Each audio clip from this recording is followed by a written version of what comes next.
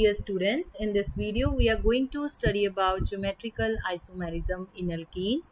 As in the previous videos, I have already told you about the stereoisomerism, that it is of three types, that is optical isomerism, geometrical isomerism and conformational isomerism.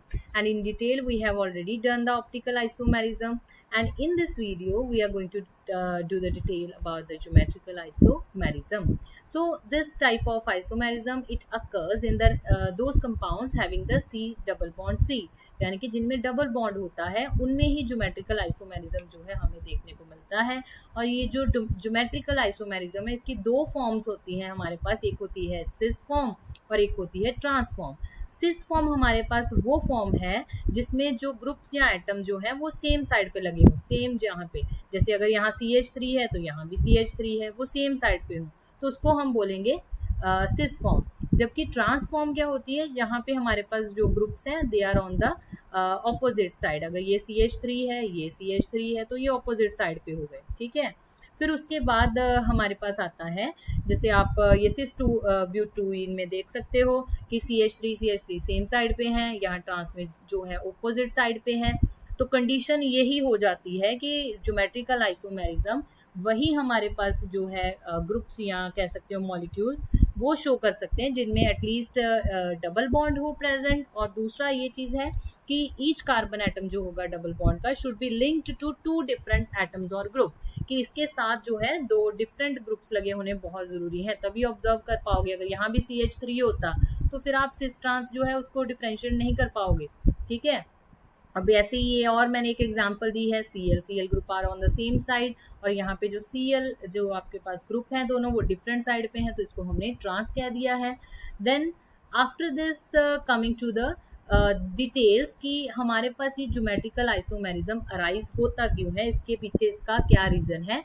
तो reason ये है कि हमारे पास C double bond C के case में you know very well there is the pi bond above and below the plane of the ring like this। जैसे मैंने ये शो किया हुआ है कि ये हमारे पास जो ऑर्बिटल्स हैं they undergo side wise overlapping. तो अगर आप इसको रोटेट करने की कोशिश करोगे तो यहाँ से बॉन्ड क्या करेगा, टूट जाएगा। तो इसलिए यहाँ पे थोड़ी सी रिस्ट्रिक्टेड रोटेशन होती है, इसलिए आप इसको रोटेट नहीं कर पाओगे, ठीक है। अगर आप यहाँ पे सिंगल बॉन्ड है, सिंगल बॉन्ड जो होते हैं उनको आप इजीली रोटेट कर पाते हो, but there is a restricted rotation about the C double bond C because of this pi bond, this side wise overlapping. So इसलिए हमें बहुत एनर्जी चाहिए होती है इस बॉन्ड को क्लीव करने के लिए, नियर अबाउट 260 किलो जूल पर mole of energy. After this, coming to the physical properties of geometrical isomers, physical properties जो हैं geometrical isomers की वो वेरी करती हैं cis से, cis isomer की trans isomer से।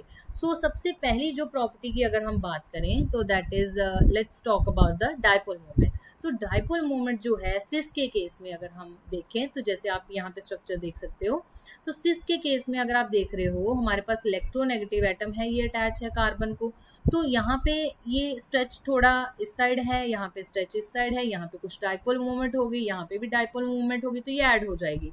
जबकि यहाँ पे जो ट्रांस का केस है, जितना स्ट्रेच इधर को हो रहा है, जितनी यहाँ पे डाइपोल मूवमेंट होगी, जितना डाइपोल होगा उतना ही यहाँ होगा, तो ये कैंसल आउट कर देगा एक दूसरे को।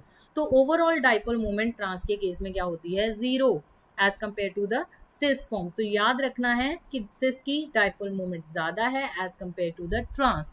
Coming to next is boiling point. तो आपको याद रखना है जिस मॉलिक्यूल की डाइपोल मूवमेंट हाई होती है, ठीक है, जैसे हमने यहाँ पे बात की है सिस की जो है डाइपोल मोमेंट की वैल्यू हायर है as compared to the trans form, तो देयरफॉर उसमें ज्यादा इंटरमॉलिक्यूलर फोर्सेस ऑफ अट्रैक्शन होंगी आपस में, ठीक है। इंटरमॉलिक्यूलर मींस अपने ही जैसे मॉलिक्यूल्स के साथ उसकी अट्रैक्शन मॉलिक्यूल की ज्यादा होगी, तो वहां पे बॉइलिंग पॉइंट भी क्या होगा, higher as compared to the trans form. Then coming to the solubility. अब सॉल्युबिलिटी की अगर हम बात करें तो हमें पता है सॉल्युबिलिटी की जब हम बात करते हैं तो वो हम बात करते हैं कि पानी में कौन सा मॉलिक्यूल जल्दी डिसॉल्व हो जाता है। तो वाटर के साथ तो वही मॉलिक्यूल अट्रैक्ट करेगा, वही मॉलिक्यूल जो है बाइंड करेगा जिसमें क्या होगी, पोलैरिटी। तो अभी हमने बात की है कि सिस में डाइपोल मूवमेंट है, ज्यादा पोलर है वो एज कंपेयर टू ट्रांस, तो डेफिनेटली जो सॉल्युबिलिटी होगी वो भी सिस फॉर्म की ज्यादा होगी as compared to the trans form. Then coming to the melting point. अब अगर हम मेल्टिंग पॉइंट की बात करें तो जिसकी इफेक्टिव पैकेजिंग होगी वही मॉलिक्यूल जो होगा उसका मेल्टिंग पॉइंट ज्यादा होगा। अब ट्रांस में दो ग्रुप्स जो हैं, जो बिगर ग्रुप्स हैं, क्योंकि दूर दूर होते हैं तो इनकी पैकेजिंग ज्यादा इफेक्टिवली हो सकती है। तो better packaging in crystal lattice leads to the higher melting point of the trans isomers as compared to the cis isomers. Coming to the stability, जितना कोई बड़े बड़े ग्रुप्स दूर होंगे उतनी ज्यादा उस मॉलिक्यूल की स्टेबिलिटी होगी। तो इस ट्रांस आइसोमर के केस में स्टेबिलिटी ज्यादा है, वेंडरवाल स्ट्रेन इतनी नहीं है, खींचातानी स्ट्रेन, ठीक है, स्ट्रेस इतनी ज्यादा नहीं है जितनी सिस के केस में, क्योंकि ग्रुप सेम साइड पे है, ठीक है। सो उसके बाद हमारे पास आता है chemical properties of geometrical isomers. सबसे पहला आता है साइक्लाइजेशन। सो साइक्लाइजेशन जो पॉसिबल होती है वो सिस आइसोमर में ही पॉसिबल होती है, क्योंकि यहाँ पे दो ग्रुप्स देखो, जैसे यहाँ पे COH तो बड़े पास में है ग्रुप, सेम साइड पे है, इजिली वाटर मॉलिक्यूल लॉस हो जाएगा। साइक्लाइजेशन जो है साइक्लिक डेरिवेटिव इजिली आप बना सकते हो।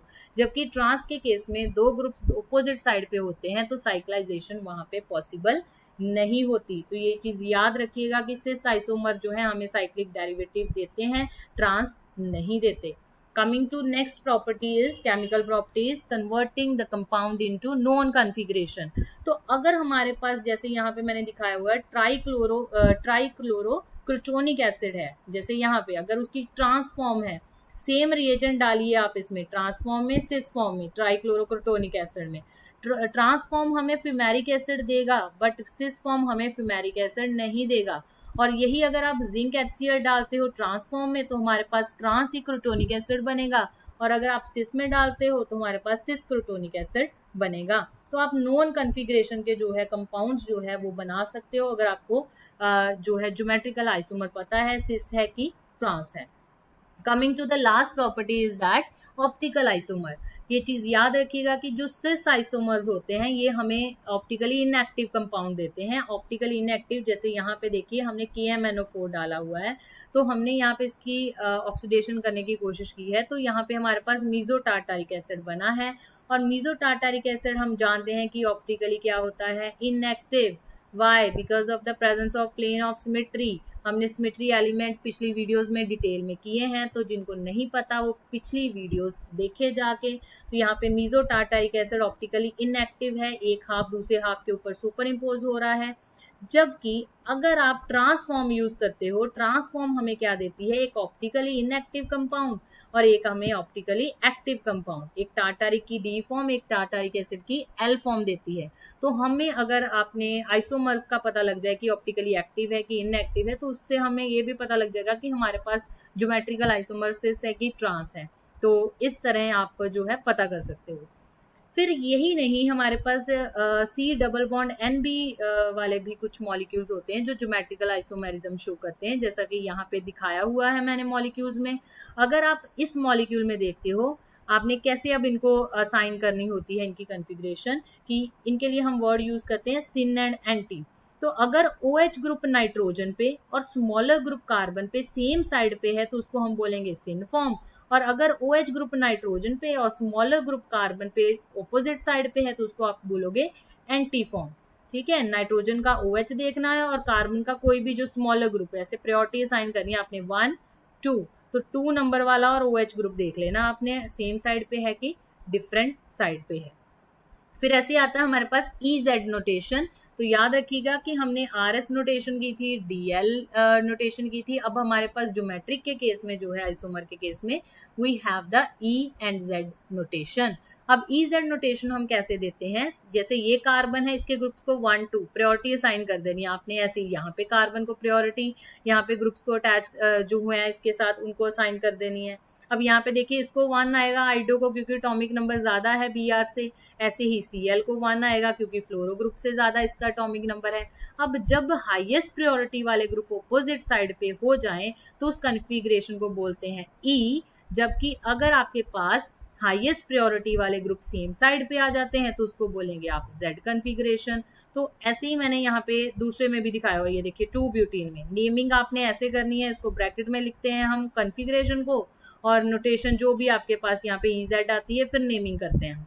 ठीक है, अब यहाँ पे देखिए हाईएस्ट प्रायोरिटी वाले डिफरेंट साइड पे हैं तो E हो गया, सेम साइड पे हैं तो Z हो गया।